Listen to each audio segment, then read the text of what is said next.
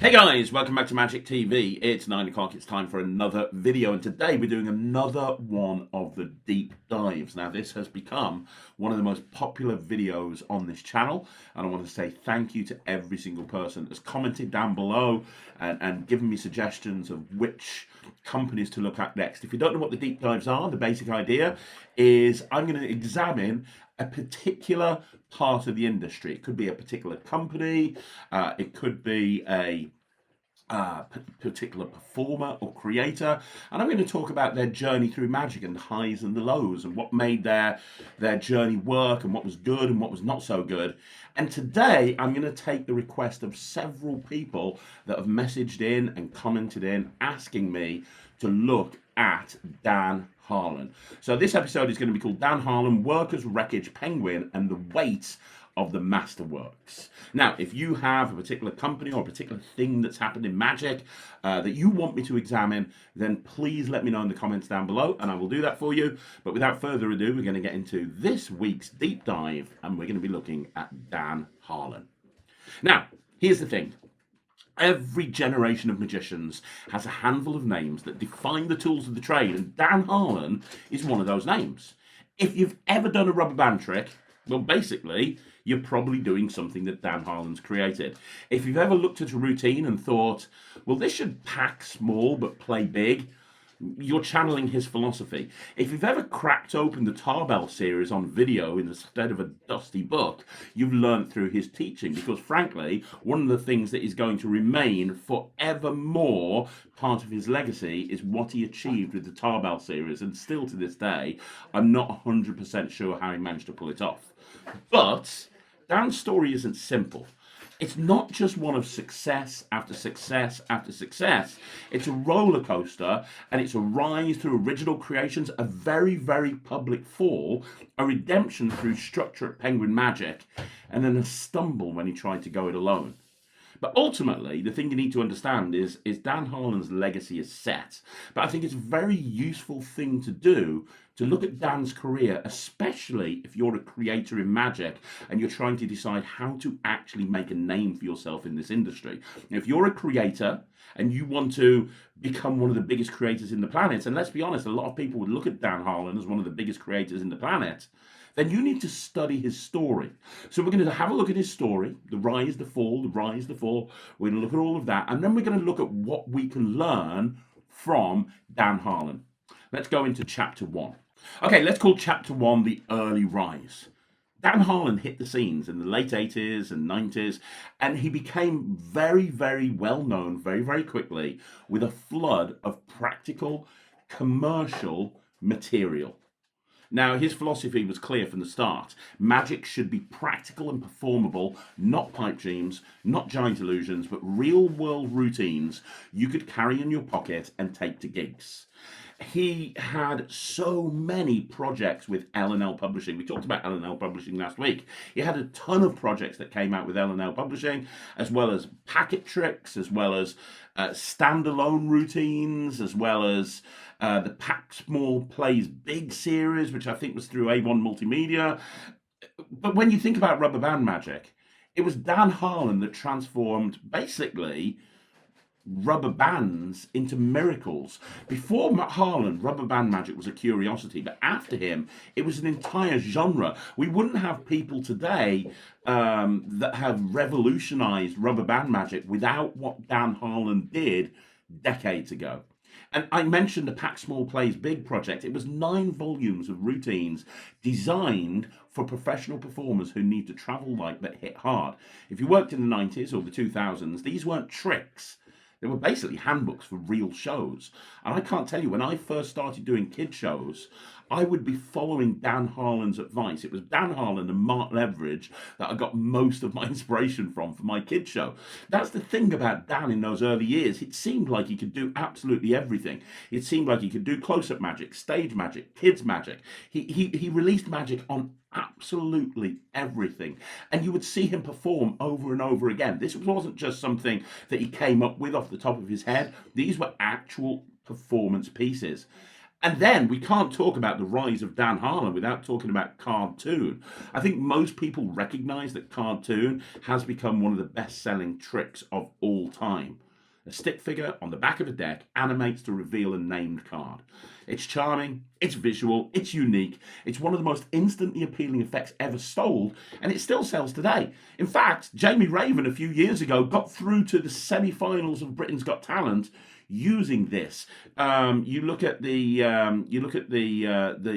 projects that were put out on from RSVP Magic back in the day, and talking about how to take close-up tricks and make them work on stage. The stuff that Jamie did, that was very much, using cartoon as an example. It was so popular that cartoon sold again, then cartoon 2, then fartoon, and all of these were just variations on a theme of a little stick figure revealing a card. And with fartoon, he was farting the card out of his butt, but there's so many different ways of actually doing this that have appeared over the years. Penguin re-released it a few years ago. They released it in a jumbo deck. Now Vanishing Ink have re-released it again. The bottom line is, since by the turn of the millennium, Harlan wasn't just another creator. He was a brand. His name on the box meant this will work. And there's very few creators that get to that point. I think that Greg Wilson is someone who got to that point. Jay Sankey at one point was somebody who got to that point. But Harlan was somebody who absolutely turned from a normal creator into a brand in Magic. Okay, so let's move on to chapter 2, because we'll call chapter 2 the fall, because you see, careers don't exist in a vacuum. In 2008, riding high in this industry, Dan's name hit the press for all the wrong reasons. Basically, without going into too much detail, an incident at a Fremont bar led to his arrest on charges including vandalism and breaking and entering. The local press reported it, Magic forums tore it apart, and in our community, reputations live or die by that kind of spotlight. Trust me, I only know too well. I left this industry for a decade because of the community and what happened with Red.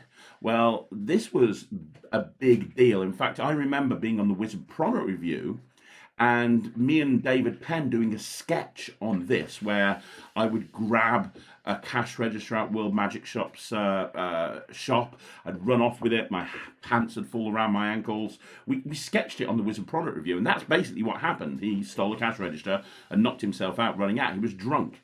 Overnight, Dan Harlan went from a respected creator to somebody who was basically a laughingstock. The forums, the Magic forums, had their field day.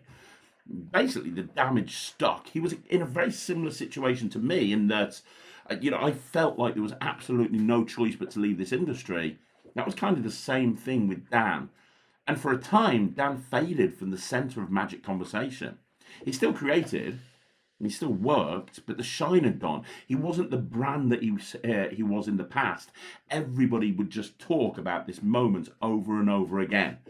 To be honest, to a lot of people, it could have been the end. Having something like that happen so publicly to somebody that so many people in the Magic community looked up to could have been the end of his career very, very easily.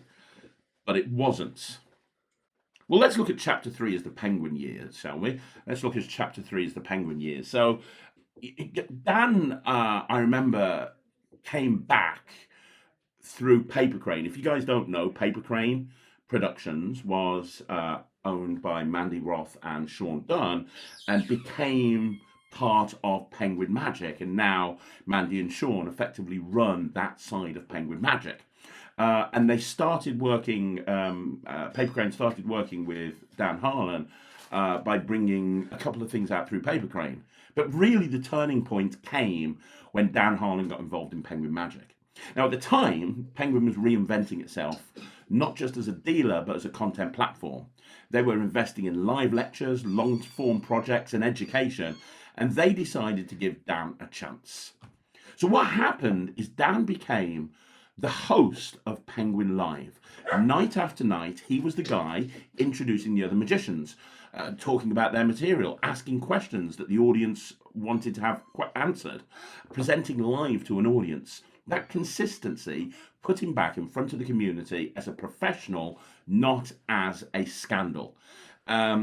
And I think we can all agree that the job that he did with Penguin Live was phenomenal. In fact, when he left Penguin years later and Eric Tate took over, Eric Tate has been very open and honest and been telling people that it was a very difficult thing to do to fill Dan's shoes because Dan did such a great job. But while he was at Penguin Magic, he created a ton of magic. He released a load of magic through Penguin, and people who were getting into magic, that were new into magic, because a lot of people that are new into magic, they find Penguin Magic before anyone else because of how well their site performs from an SEO point of view.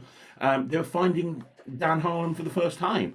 Not finding out about him through a scandal, but finding out about him through the body of work he was creating and releasing through Penguin Magic. He was also doing the Christmas specials with Scott Alexander. Scott Alexander and Dan Harlan teaming up to do free holiday specials year after year, which have become beloved in the industry. In fact, when I teamed up with Eric Tate and Carissa Hendricks to take over those specials, I was really nervous because I was stepping into Dan Harlan and Scott Alexander's shoes, and those are shoes that I don't think anybody could ever fill. But the combination of doing all of this free material as part of the holiday specials, as well as releasing all of this magic, as well as putting all the content out through Penguin, and as well as doing all of the Penguin Lives, basically it put Dan right back on top. And then came the project that truly rebuilt him, which I referenced earlier, the Tarbell series. Now, Tarbell, we all know, is the Bible of magic, 8 volumes covering the breadth of the art. Penguin made a bold move by reteaching Tarbell in full on video for a modern audience, and they got Harlan to front it. That's an insane work schedule. Every single week, he would put a new volume together, and he would go absolutely full on to make it the best it could be. If he was doing illusions, he'd actually create all the illusions to show the audience, and he had to do a new one every single week, including live performances. I spoke to Nick Lacapo about this, who was working with Dan at the time on the Tarbell series, and he was just blown away by what Dan was achieving. Week after week, he taught new lessons, he modernized old tricks, because it wasn't just showing the Tarbell series, he brought everything band up to date, and he showed the practicality buried in century-old ideas. And a result, a whole new generation learned Tarbell, not by squinting into a book, but by watching Dan perform it and having those pages literally come alive on TV. And even now, you can get all of the Tarbell series from Penguin Magic, and it's there as a legacy for Dan Harlan forever. By mid-2010s, the conversation around him had shifted completely. He wasn't the guy from the arrest story anymore. Most people had forgotten about that, or if they hadn't forgotten about it, it was eclipsed by what he was doing at Penguin Magic. He was the teacher who brought Tarbell into the 21st century. He was the face of Penguin Magic. He was the person that everybody wanted to buy magic from. So let's call Chapter 4 Why Penguin Worked before we move on to what happened next. Because I think it's very important to answer that question. Why did the Penguin years succeed when, it very easily could have been the end of his career after the whole cash register thing? Well, the answer, in my opinion, is structure. Penguin gave him 3 things. First of all, they gave him infrastructure.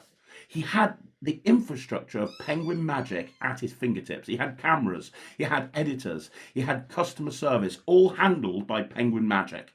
So he had people, he could just focus on what he was good at, which was presenting, creating, teaching, and performing. He also had deadlines. I don't know what the deadlines were in terms of the tricks that he was releasing with Penguin Magic. I don't know what the deadlines were in terms of the live sessions that he hosted or anything like that, but I know Tarbell had to go weekly, no excuses. He had deadlines that he had to hit, and he had the infrastructure of the company behind him to make sure that they were hit. Like I said, he could focus on what he was good at. And he also had accountability. He had a team around him making sure the work got done. That's important. As somebody who has coached business owners and somebody who has had several business coaches in the past, I can tell you that one of the most important things that you will ever do is have a business coach. You need to have accountability. You need to have people there that you can be accountable to. That scaffolding didn't just help him produce content, it rehabilitated his reputation. It reminded the community that he was more than one bad headline. Talent plus structure beats talent alone. And that's the real secret of the Penguin years. Dan Harlan has all of the talent and he has all of the ability and all of the performing chops in the world.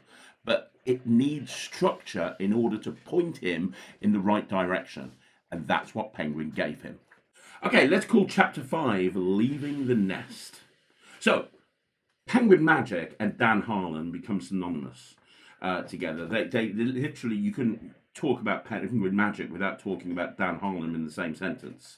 He moved to Columbus. He lived right next to the theatre. But here's the thing, after years of being one of the main faces at Penguin, Dan made a choice. He left. Now, everybody leaves at one point or another. Think about all the faces of Illusionists. Think about all the faces of Penguin Magic. Before Dan Harlan, it was Rick Lax. Before Rick Lax, it was Oz Perlman. You know, there's always somebody. You know, after Dan, it was Nick and Eric. You know, there's always somebody. But he made a choice. He left. He moved away from all of the things that made him successful whilst at Penguin Magic, all the infrastructure, all the accountability, absolutely everything. He made a choice. He left that. He walked away. He hasn't spelt out exactly why, but it's easy to imagine. Now, I remember, by the way, and you can look this up on Magic TV, it came as a real shock to me when he was leaving Penguin Magic. I just assumed he would be a lifer because he was so iconic with Penguin Magic. And I remember arranging an interview for him with Talk Magic. So I interviewed him on Talk Magic, and it was an amazing interview. You can go and look at that on Magic TV, on the archives. And he announced there and then, he said, I think this is the perfect time to announce I'm actually leaving Penguin Magic. And he actually announced it on Magic TV. I think the reason he left is that after so many years of working under someone else's brand, it was time to own his brand. Maybe he thought, if Penguin can sell my work this well, imagine what I could make going solo. Now, I don't know if that's the case or not, but what I do know is that's what a lot of creators do. A lot of creators will work with brands, they'll work with companies, and they'll get to a point where it's like, well, you know what? I don't need this anymore. They're taking a big cut of what I do. They're making a reputation for themselves off my hard work. I should go and do it myself. I'm a brand. I'm a creator. People will buy my stuff whether I work with this company or not. Now, I don't know if that's what Dan was thinking, but I think it probably was. And let's be honest, it's a natural temptation. Every creator has that itch to stop splitting the pie and bake your own. I'll be honest. I've had that thought myself a couple of times, and I've never gone down that route because there's so much that's part of creating magic that I don't like, that companies that I work for will do for me, that I'm never going to create magic and release it through my own sort of production company or whatever. That'll never happen. But a lot of creators do. The problem is there's a cost. When you leave the platform, you leave behind the structure, the deadlines, the editors, the accountability. All of a sudden, all the pressure sits on your shoulders. And that's, to be honest, where the Masterworks begins. So let's talk about Masterworks. Chapter 6 is going to be the Masterworks. So after leaving Penguin Magic, you know, we didn't see much of Dan Harlan for a little while. He talked about how he was going to start his own production company. He talked about how he talked about lots of different projects that he was going to be doing. But then after a short while, he announced the Masterworks, which was pitched as a career-defining project. 3 volumes, 6 years, 300 to 400 pages each, full colour, fully illustrated, a complete archive of Harlan's creations, his scripting, his philosophy, and his routines. But not only that, if you subscribed and paid in full beforehand, you'd not only receive incremental PDF installments as he wrote them, you'd also get the hardcover books when complete. It was pitched not just as a project, but a legacy piece for Dan Harlan. And it made sense. This was the logical capstone after decades of material. For his fans, it was exciting. That's why so many people subscribed. For Harlan, it was a chance for him to cement his legacy forever. On paper, it was an amazing move because, let's be honest, Sankey's done stuff like that. Look at the definitive Sankey that came out through Vanishing Ink. Now, Sankey did that through Vanishing Ink. He had the support structure there, but it's still the same context. Dan could very easily do 3 volumes. The amount of material Dan has created over the years, that wouldn't be a problem. We know he has the ability to see it through because of the Tarbell series. Like I say, it was a brilliant idea. But the reality has been much harder. Now, the project, and I'm not really going to go too much into this because I think we know we're kind of up to date right now, but the project has faced serious delays. Updates have been sporadic, installments have been sparse, subscribers have grown frustrated. Now, the first volume was meant to appear in a hardback form in October last year. Nothing appeared. And I think part of the big problem is Dan wasn't communicating with the subscribers. The people that paid him the money, the people that paid him money to actually be a subscriber, they weren't receiving the PDF installments. They weren't receiving anything, and he wasn't keeping them updated. They had like 1 or 2 little things on the jumping rubber band, and that's about it. And on Facebook and on the Magic Cafe and everywhere, people were moaning, people were complaining, people were getting very, very upset. And they were getting upset because there was no communication coming from Dan. It got to a point where he went on the Magic Cafe, he apologized and he said, "Hey, I'm really sorry, things overwhelmed me. I've not been able to keep on track. The initial subscription amount wasn't as many as I thought. So while I thought could sustain me for 3 years to just write the book, I've had to go and do other things as well." There were a bunch of stuff he said, but then he owned it and he said, "Look, I'm really sorry. From this moment, I'm going to start giving the subscribers updates. I'm going to put regular updates on the Magic Cafe. I'm going to let everyone know exactly what's going on." And so the community were like, "Brilliant, thank you for getting in touch." But then since then, nothing. We've not really heard from him. I think he had 1 more post on the Magic Cafe, and then he's not mentioned it at all. And in 2025, February in fact, Dan posted a GoFundMe saying he was overwhelmed, struggling with depression. His home was facing foreclosure. And buried by the very project that was meant to secure his legacy. That wasn't gossip, that was his own admission. The dream of the Masterworks collided with the reality of going solo. Lots of people paid into the GoFundMe. It ended up funding way more than he originally wanted, way more, which shows really just how beloved Dan Harlan is in the industry. But since that GoFundMe, we've not really heard anything else about the Masterworks project. The threads on the Magic Cafe and on various different Facebooks continue, but subscribers are still not receiving anything. Still, they're not hearing anything. Because the thing is, without a company to hold him accountable, the Masterworks project faltered. Freedom turned out not to be greener, just heavier. Okay, so that's kind of where we are right now. That's where we are. We're in a position right now where Dan has reinvented himself. You'll see him at conventions. You'll see him lecturing. You don't really see him much online, but you see him at conventions. You see him lecturing. But nobody is hearing anything about the Masterworks projects.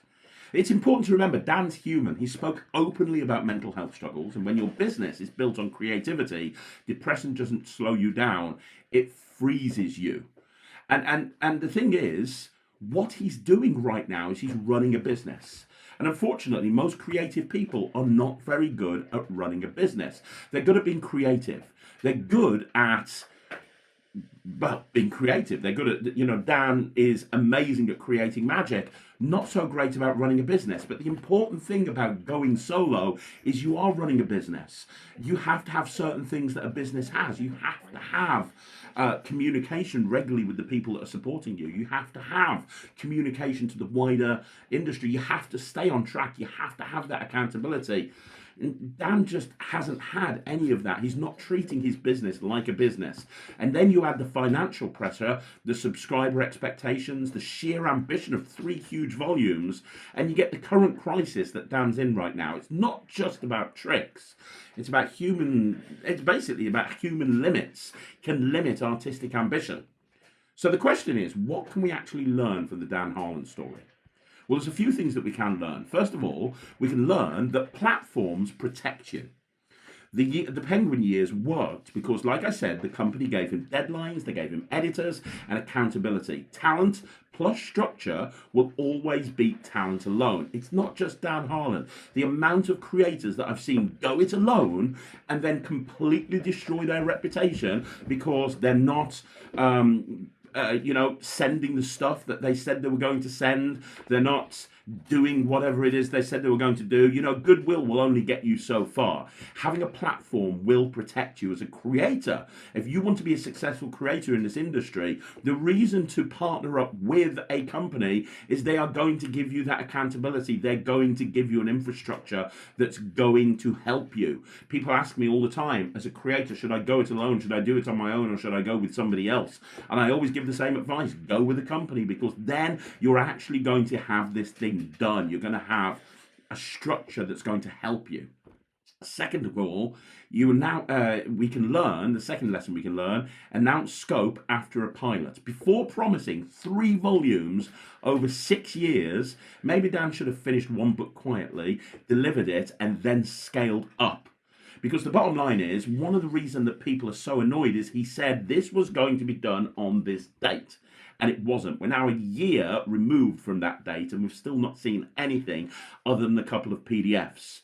Like I said, goodwill will only take you so far, but we're basing that on what Dan said himself. Sometimes we need to give ourselves a little bit more time, or maybe Dan should have said, look, I hope to have this ready by then, or maybe it's going to take me a couple of extra years, or maybe there's other ways that he could have approached this so that he gives himself more time, because I can only imagine how horrific this is for Dan. I'm sure he's not trying to screw over the people that have subscribed to him. I'm sure he's not trying to screw them over and take their money and deliver nothing. But what happens is it escalates, it snowballs. You miss a deadline, and it's very, very easy not to actually say anything about it. And I remember when the red thing happened to me, and I knew I needed to go online because people were just criticizing me everywhere, and I knew I needed to apologize. And I sat in front of a computer for 4 days straight, not knowing what to say. It's a very difficult thing to do, the situation that he's in. I know only full well myself. It's very, very difficult. The third thing that you can learn is accountability is oxygen. Every creator needs someone outside themselves to demand progress. Now, it could be a company that you're working with. It could be a project manager. It could be an editor. It could be a business coach. It could be anything. It could be maybe you're married and you have somebody who's a very, very organized partner who can literally say to you, look, this needs to happen. You need to do this. You can't procrastinate. Because most creatives will not be able to hit a deadline. They just won't. You need somebody that's going to help you accountable. I've had business coaches throughout my entire business career. I know business, inside out, back to front, and left ways, sideways. Why have I had so many business coaches? The main reason is accountability. I need someone to turn around to me and say, right, you said you were going to do this. Have you done this? No. Why not? Well, that's an excuse. Do it. You need accountability. Number 4, the fourth thing we can learn is freedom isn't always success. Going solo may feel liberating, but until you've built the systems that you walked away from, freedom can become a trap. Now, look, if you want to go on your own, that's absolutely fine, but you need to build systems to make it all happen. You can't just walk into, I've talked about this before on this channel. 80% of business owners will fail and their business will shut down within 5 years of going into business. Out of that 20% that is successful, only 20% of those businesses will achieve their full potential. Why? Well, the reason is simple. When you walk into a business, there's so many other things that you need to do. If you want to be a professional magician, well, you're going to have to learn how to market. You're going to have to learn how to create websites. You're going to have to learn how to create ad copy. You're going to have to learn how to video edit. You're going to have to learn how to do social media. You're going to have to learn accounting. You're going to have to learn sales process. You're going to have to learn contracting. You're going to have to learn bookkeeping. There's so many things that you have to learn, and realistically you went to become a professional magician and you spend no time doing magic, and you spend most of your time doing the bullshit that you didn't want to do in the first place. That's why so many businesses fail. It's the same thing with when creators go on their own. They end up doing all of the stuff that they not only didn't want to do and they hate doing, but it's the stuff that they're not very good at. So it takes them 2, 3, 4 times as long. I've got a friend at the moment that's wanting to become a full-time professional magician, and they're really struggling at it because they can't even put a contract together. Fifth thing we can learn, your backlist is your ballast. The reason Dan hasn't vanished is because of Cartoon. It's because of all of his work with rubber bands, Pack Small, Plays Big, the Tarbell series, his body of work. These projects will keep you alive and keep you afloat when new projects falter. His legacy is set. Nothing is going to change that legacy. Yes, he's damaging it at the moment, but nobody can take away from the fact that Dan is an absolute genius because of everything he's done in this industry up until this point. It's really important to have that as part of your legacy if you want to be considered one of the biggest and best creators in this industry. Here's the next one. Point number 6. Silence kills faster than failure, right? This is very, very important. Subscribers, the people that backed the Masterworks project, they can forgive delays. They have for a year now. What they won't forgive is being ignored. Even small updates maintain trust. I honestly believe if we got to this point a year removed from when the first book came out and nothing happened, if Dan was constantly updating his subscribers, if he was constantly reaching out to them, if every week he was giving them an email, if he was arranging like a monthly Zoom call telling people what the updates were, if he was actually communicating with people, then he wouldn't be in the position that he is right now. The most important thing to any business owner is communication. You've got to communicate, and not just when you want people's money. You don't just communicate when you want them to subscribe in the first place. You communicate with them afterwards, the after sales. That's just as important. It's just as important from a customer service point of view. People will get annoyed if they're not getting the update. Effectively, a load of people have given Dan his money and he's just walked away with it and not told them what's happening. That is unacceptable. No matter who you are, no matter what your legacy is, that is unacceptable, and it's such an easy thing to do. It's so easy to send an email to everyone. It's so easy to post in a Facebook group. It's so easy to post on a Magic Cafe thread. It's so easy, and even if you can't do it, get somebody else to do it. But you asked for these people's money. They gave you their money. They deserve to be told what's going on with the project right now. Silence kills faster than failure. Number 7. The 7th thing we can learn from Dan Harlan: separate vision from cash flow. Subscribers tie income to output. If the creative flow stops, the pressure builds and collapse is almost inevitable. It's better to break big dreams into milestones and fund them step by step. In other words, what I'm trying to say there is, from a cash flow point of view, he should have broken these down into smaller projects, maybe one book, then a second book, then a third book, or if he wanted to do a Masterworks 3-volume series, partner up with another company. Vanishing Ink, I'm sure, would love to partner up with Dan Harlan. They've just released the new version of cartoon. So he's got a relationship with Vanishing Ink. Why wouldn't you partner up with them? Go and partner up with them. Yes, you're going to have to give a percentage of the money to Vanishing Ink, but they've got experience writing books. Or Penguin. It's not like he's not got a relationship with Penguin Magic. As far as I'm aware, no bridges were burnt when he walked away from Penguin Magic, because other things have come out since then. He's been involved with other things since leaving Penguin Magic to do with Penguin. So why wouldn't he then go back and say, look, I need to finish this book. I need some help. They've published books. They've just published Absolute Madness, my book. Eric Tate would love to work with Dan Harlan to help with the Masterworks series. At this point, I think it's proof that he's not going to finish these books if he doesn't get someone to help him. He needs someone to help him one way or another. And the final thing that we can learn is you have to own the narrative. He's never admitted mistakes. You need to tell people what's next. Communities will forgive the stumble if they see you walking again. You've got to apologize. This is your fault, Dan. This is your fault. If you're watching this, you created this mess. Not your subscribers, not me, not Penguin Magic, not Vanishing Ink. It was you. You promised something, you didn't deliver. You didn't communicate to the people that you promised stuff to. You then asked for more money, and since getting that money, you've not communicated with the subscribers. The people that have supported you, the people that blindly gave you their money and said, yes, I will subscribe to you, I believe in you, Dan Harlan, those people deserve some sort of update. Because right now, what's happened is they've been given you their money and they've had nothing back in return. And they're the people, your supporters, the people that have raised you up on that pedestal, they're the people that you're spitting on from a great height. Okay, so one final chapter. Advice to Dan. I know only too well the magic community is forgiving, but forgiveness has limits. You can only go back to the well so many times. So if I was sitting opposite from Dan right now, this is what I'd tell him. Number one, stop the silence. Even a short, honest monthly update is better than nothing. Start communicating with your subscribers, because then they will champion your cause. They believe in you. If they didn't believe in you, they wouldn't have subscribed. If you give them something to believe in again, they will continue to champion your cause. I have a friend who subscribed to the Masterworks projects. He's one of your biggest supporters. He's got to the point now where he's sick to death. If you just communicated with these people, I think that you'd have them back in your camp very, very quickly. Number two, deliver something tangible fast. A complete chapter, a routine package, something subscribers can actually hold. Get something over to them. You promised regular PDFs.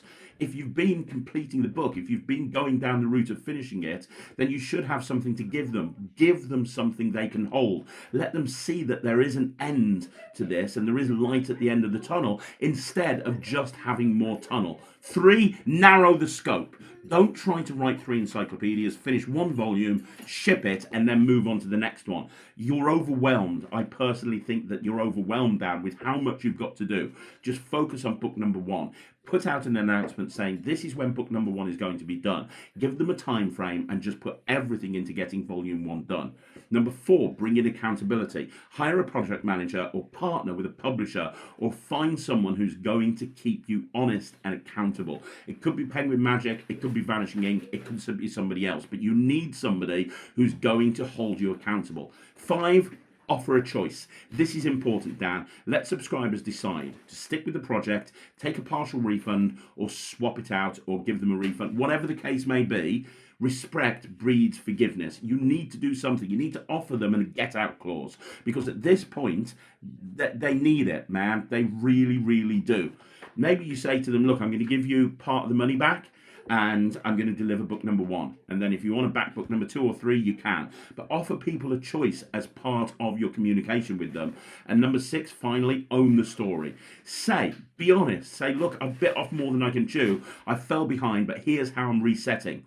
But then follow through. You did that before on the Magic Cafe, and people unanimously were like, oh, we understand, we get it, we totally understand. But then you haven't communicated since then. You need to follow through. And if you do these things, Dan, you can save the Masterworks and your reputation. But the clock is ticking. If it collapses without resolution, that failure will define you more than Cartoon or Tarbell or the Penguin years ever did. Look, here's the truth. Dan has given us more practical, usable magic than most creators will ever do. His work is in thousands of sets. His Tarbell teaching saved an entire generation. But his story is also a reminder. Talent is not enough. You need systems, you need accountability, you need infrastructure. When he had those things, he thrived. And without them, he stumbled. And if he takes this advice, if he resets and delivers, he can still finish strong. And that's the story of Dan Harlan. The early rise, the very public fall, the Penguin years that rebuilt him, and the independence of Masterworks and the advice that might just save his reputation. That's over to you. If you've ever used any of his material, Cartoon, rubber bands, Tarbell, let me know which one's stuck in your set the longest. And if you're creator yourself, here's a question that I'd like you to ask down below. Who's holding you accountable? Because that might be the difference between a finished project and an unfinished one. For me, I'm never going to stop working with production companies because they hold me accountable. I know deadlines that I've got to hit, and I know what I've got to do to hit those deadlines. Without them, I don't think I'd do as well as I have. I don't think I would get as much material out. I don't think I would have that. I need a company to keep me accountable. I need a company to keep me accountable. So as a creator, any creators that are watching this down below, say who's holding you accountable? Or do you think that you don't need to be held accountable? And have you managed to do stuff on your own, which is amazing? I want to know down below. Outside of that, let me know what you think. If you want to see another one of these deep dives, let me know what you want me to do it on. Let me know in the comments down below. And finally, if you want to join the Netrix, which is my online streaming platform for magicians with over 1,000 routines on there now and hundreds of slides, all you've got to do is go to thenetrix.com. That is my magnus opus to the magic community, and it continues to grow every single week. I'll see you again soon. Thank you so much for watching. My name's Craig, and this is Magic TV.